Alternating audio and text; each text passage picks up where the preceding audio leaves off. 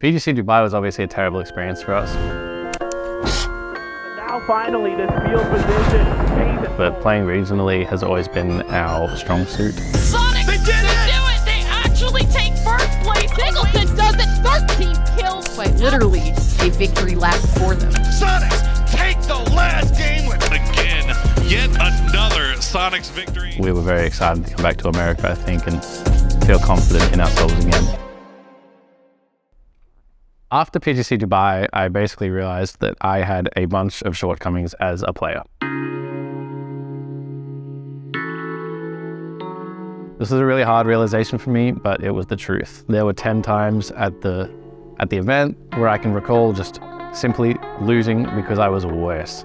So that struck a nerve in me. I have something to prove. I'm like, I gotta outwork these guys. So over the last 6 months, I've been drastically improving myself in every single way I can. I'm thinking outside the box, I'm training differently, I'm conforming to more sense norms, tech norms, things that are outside or were outside of my comfort zone to make sure that I'm the best that I can be going forward.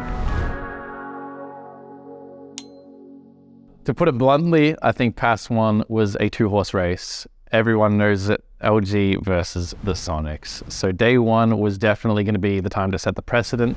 It was going to be the time for one of those teams to step up and secure the lead and really shot the confidence of the other team. The team dynamic though, and this is the problem. You got to know that Sonics is already here. Wanted to be able to get rid of them, but Sonics from an incredibly strong position, looting Pachinki, getting the Pachinki circle, but not just, as you said, resting on their laurels. We won the first game, which was extremely exciting. That was like, all right, we're in their heads. But then they came back and they won game 2 and 3. Sidelines of Sonics, who are just fighting two teams, by the way, at the same time. I want to point that out. And this is kind of awkward, man. I mean, I feel like Sonics are just going to get absolutely picked apart here.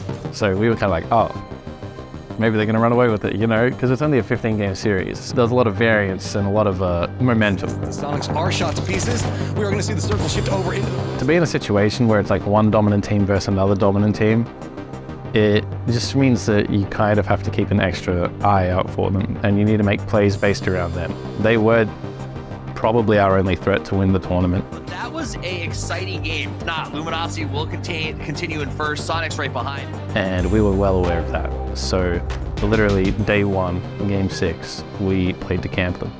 0-0 Nation, they do have that high ground. No shots coming through just yet. We sat on their rotate path and they drove into us and we killed Kickstart. Right through Sonics. H-Win will spot out Kickstart. The shots come through. The knock will find its way as well. Shrimsy gonna get it. Kickstart's gonna go down pre-10 minutes. And I won't lie, we were all very happy that we killed Kickstart. If anyone that we could have killed on LG, Kickstart was like the #1 guy to tilt. Because he's kind of their star player. We thought we could get in his head. So we kind of felt like that was a victory in its own, just killing a single player in LG. That felt better than winning a different game entirely. But we actually ended the first day in first. Vegas will get knocked. It's all down to Alo. He's got a tree to his name. He's got the blue at his back.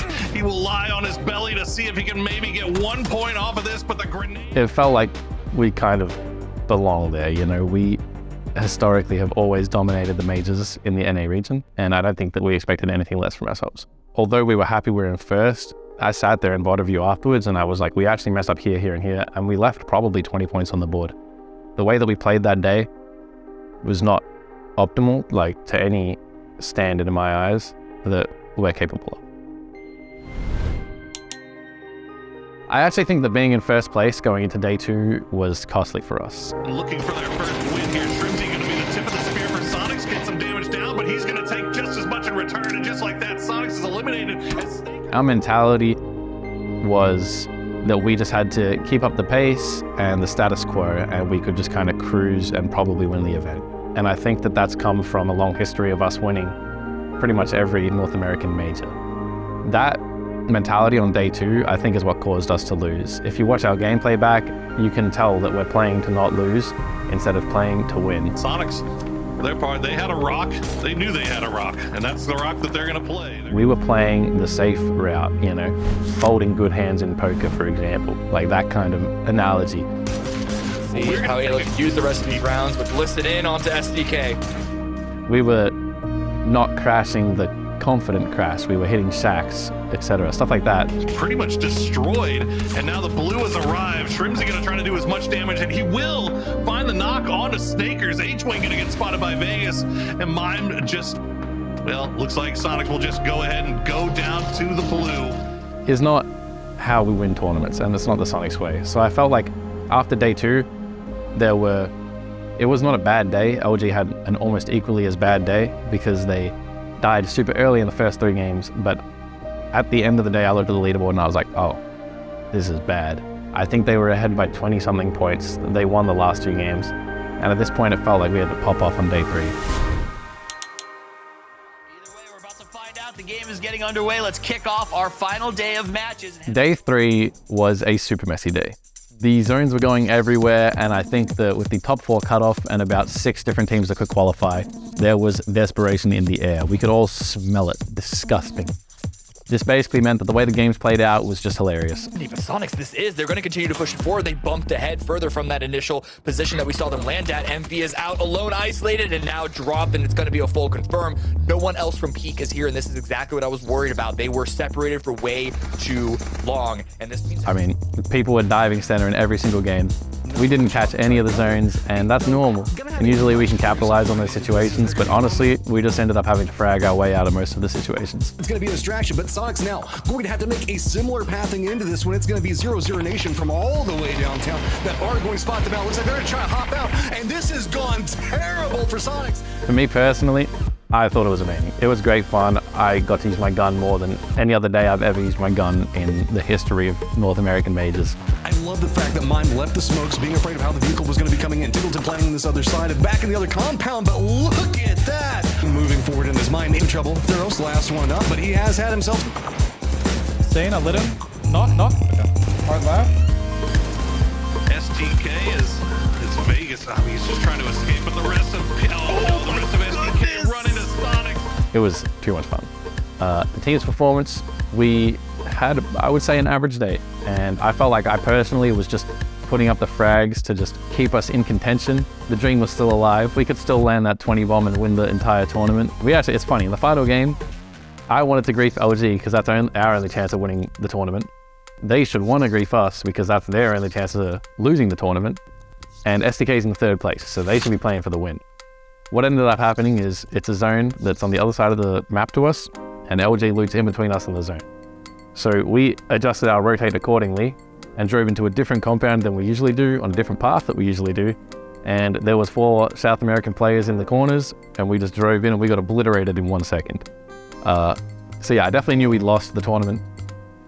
As soon as we drove into that warehouse and I heard Mime say, "There's a guy here," I was like, oh, it's over. But before that, I was hopeful the whole time. I mean, I've always been a big Dream believer. We're capable of dropping 20 kills and winning the match. I think giving up would have been just a loser's mentality in general. Giving up before the final match is a loser's mentality. Yeah, so I'm very excited to travel to Malaysia. The warmer climate, obviously. We're not there for too long, so won't be doing any cultural exploration, sadly. But, I mean, we're all in business mode. I don't even care where the event is. The event could be on Mars. I wouldn't go outside. This event, I want to freaking win.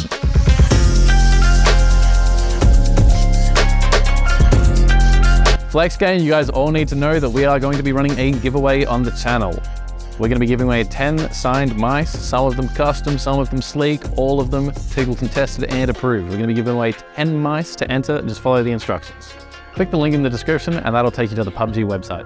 All you guys have to do is link your Xbox, PS4 or Steam account, go to the Creator Appreciation Program and enter code TGLTN. TGLTN, ya boy, yours truly. Mwah. Take a screenshot as evidence of you using my code and DM it to me on Twitter. That's all you have to do to enter the giveaway.